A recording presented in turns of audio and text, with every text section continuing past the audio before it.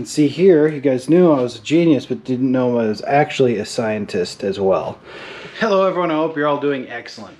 Just want to let you know, if I sound a little funny today, it's just allergies, it's not the global plague. So, in the last video, which I'm sorry it took so long to get out, but things have just been, you know, life. But we got the FC up and running, and off camera, admittedly, we've been doing a lot of tests and checks, and that's just kind of the nature of the game. We swapped this whole engine from the other car, we put a custom intercooler radiator system in, we plumbed the turbo, I made custom lines, we re-edited things, we relocated the oil cooler. So with all that done and all doing it up on jack stands without testing each piece, of course there's going to be a lot of things to go back, follow up with, fix, change, etc. So overall, I'm very happy I'm able to drive the car, but there are quite a few things that are still bothering me. So we're going to try and tackle those today as we continue to do shakedown tests to get ready for the dyno. So the car is on a safety tune, so I can't boost over 5 pounds, which is fine, and it has a lot of triggers in the ECU that if it sees something weird, it puts my rev limiter at 3 grand, which is great because we obviously want to save the engine, keep it safe. But obviously we want to get to the dyno to get the car tuned up so I can drive it spiritedly, but also just normally, because merging onto the freeway, doing normal stuff, going uphill, and the boost starts to kick, but then you obviously not cool. However, before we take the time to get on the dyno and spend the money for the tuning session and make the drive up there, I want to shake down as many things as possible. So for instance, if anything's leaking, if anything's not cooling correctly on the safety tune, all those things I want to address before that, because otherwise it's just added time. At Lucky 7 Racing, they will try and troubleshoot those things, but what if they don't have the right fitting? What if there's some sort of delay? And also, every minute we spend on the dyno is extra money that we have to spend.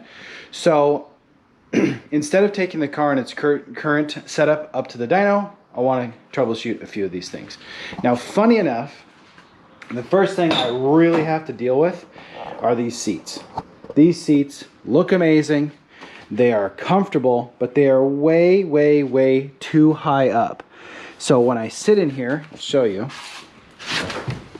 What happens is I am in the best, workable driving position I could get, and hopefully you can see in here because I know it's a little dark, but you can see here, if I try and edge up, my head is actually touching. And then if I'm going over any bumps over here, my head is hitting the side. And if I'm just trying to use my mirrors and look to see what's going on in traffic, my head is hitting. So obviously I tried to force it, I tried to make it work, but it's just not. I love the seats, and it's nothing against the seats, it's just the fitment in this car, because it's obviously an older sports model car and there's just not as much room. So first thing I want to do is maybe check if I can not use the sliders and mount directly to the seat rails, because that should drop a couple inches and I may just need 2 inches. But if not, I'm just going to put the stock seats back in. I hate to say it, obviously I spent money on these, but it's not going to work.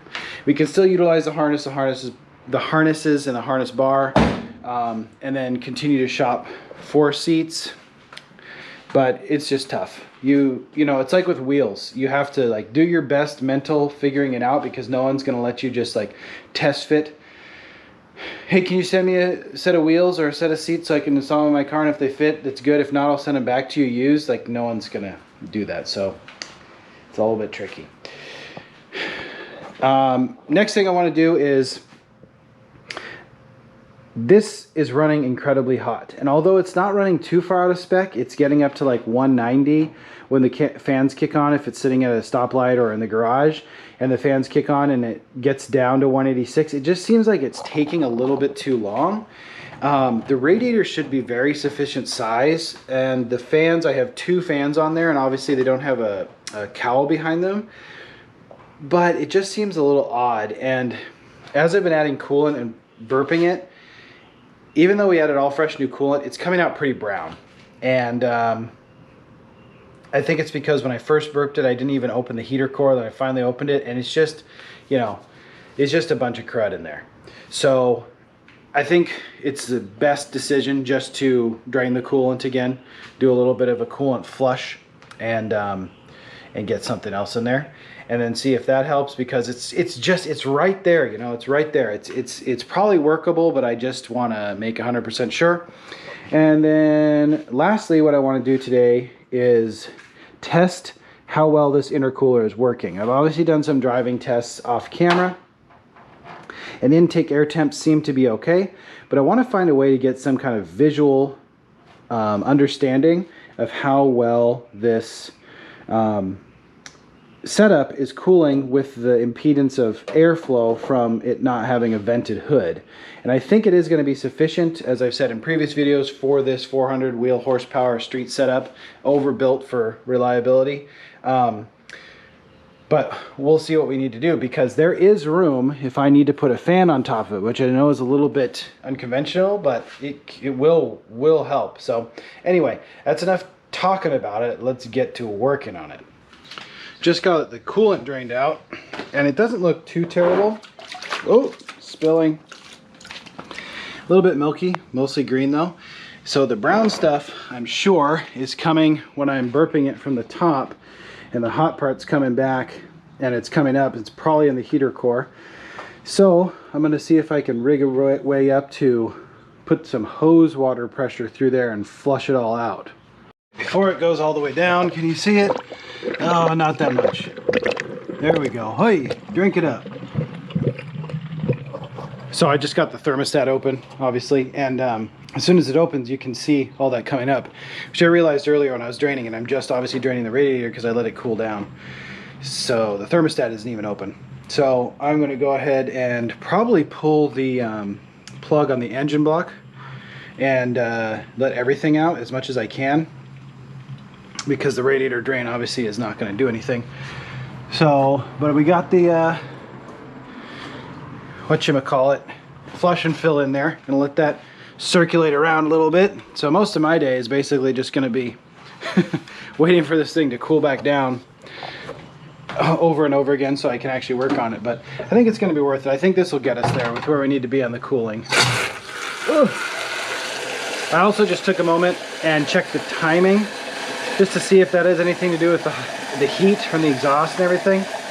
Timing's fine. So the exhaust gets really, really hot. It's a rotary, so we get a lot of heat soak in the engine bay. So we just have to make sure this is working, all working as efficiently as possible.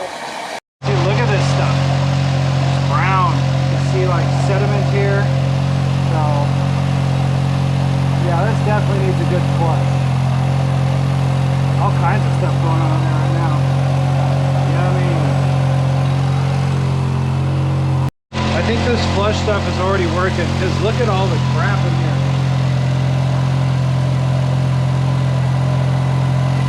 So it should be pretty interesting when I actually drain it out. We'll see. Well, sorry it's a little noisy. Got the fan running to cool things off so I can do another drain of the coolant. And we're not going to be able to mount the seats directly to the brackets, so I'm going to have to switch back to the stock seats. We'll find a use for these seats though. I'm sure someone can put these in and do well with them. But anyway, here's why. So here's the seat bracket, mounts to the chassis, and here is where the seat bolts to the slide rail, and you can see the distance between this. So basically I put the seat where I would have it adjusted to before I removed it, and just to see if it was possible to put other holes in here, and it's not. And even if I got it somewhere, unless we use these exact holes for bolting the sliders on, there's no meat here for me to get these holes drilled in. So anyway, that's fine. Stock seats, they have one rip in them, but they're comfy, they work, and I can still wear the harnesses. It doesn't have the cool pass-throughs like this. The big bummer is I spent money on these seats, but again, they're very affordable, so it's not the most amount of money I've wasted on this project with a mistake. So let me go grab the stock seats. Okay, so this time, after I flush that stuff through here, draining it from the engine, nice and steamy. So now, oh, GoPro steamed up. So now I'm hoping that I can get all that gunk out of it. And the driver's seat is back to its glorious blue stockness. But, you know, I like the seats. I just wish this was black, but I guess I could just get it reupholstered. But the point was to have a little bit more bolstering, excuse me, and a little bit more, or rather to have a little bit more bolstering and to have the pass-throughs for the harnesses. But you can see I don't hit my head anymore, and it's just going to be so much more comfortable because I need to take this thing around for, well, it's a car, it needs to be driven. Obviously it's a car, you need to be comfortable and it needs to be driven around, and I need to do a lot more troubleshooting and get to this dyno day appointment, and I can't do that if I'm just not even interested in driving the car because it sucks. So this will be good. I'll switch this one out while we're fiddling around with the coolant some more, and it's gonna be great. We're done draining over here, so let's see what kind of mess came out. I have to maneuver this thing kind of funky around the jack stand. Oh geez.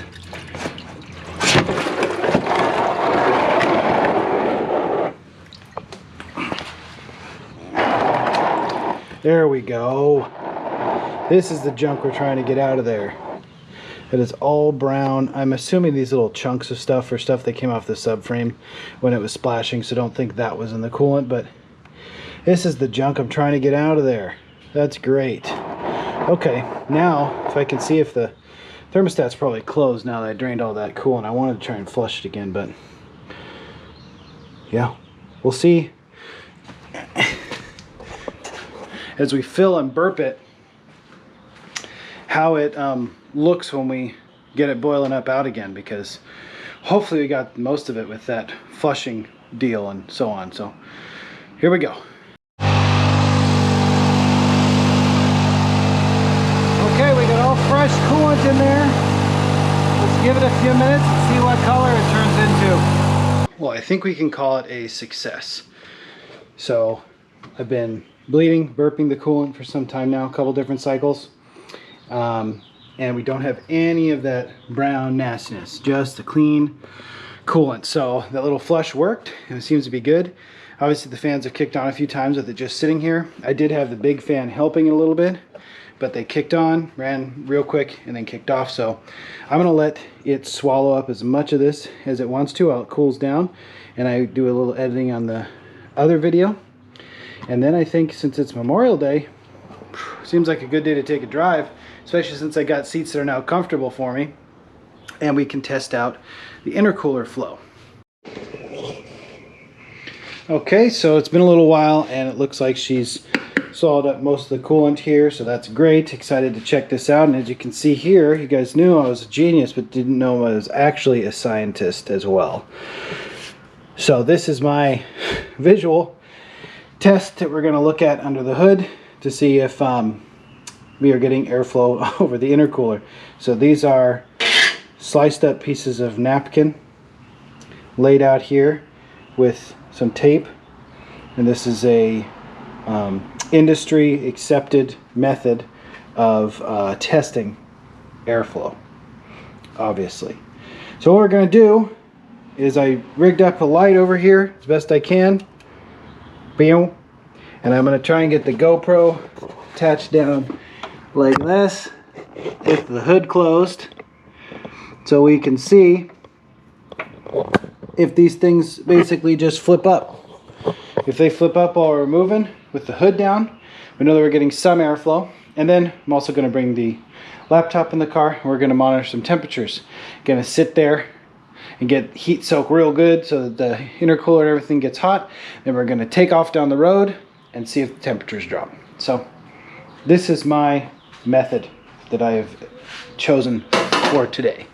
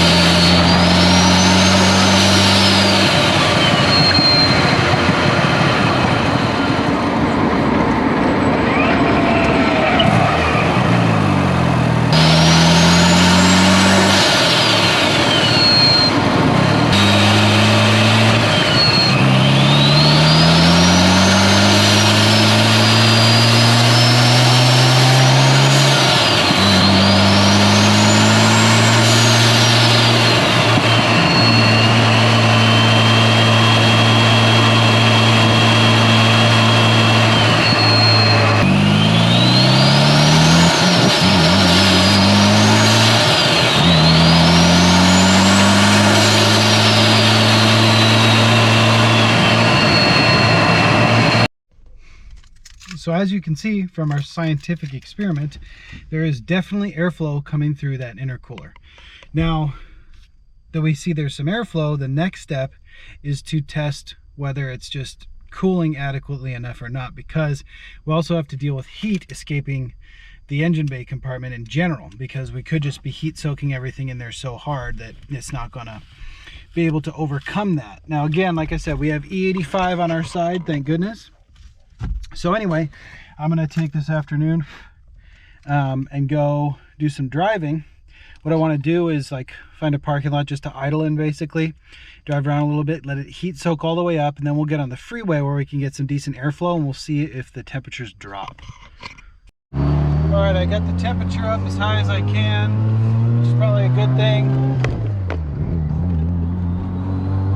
Coolant temperatures right here. Excuse me, intake air temperature just went to 130. So I'm about to jump on the 131. There we go. Can't boost obviously because of the safety tune. But I'm just keeping it at a nice high RPM to try and get the engine bay hot. He's doing pretty good. 186, 130. Oil temp below 200.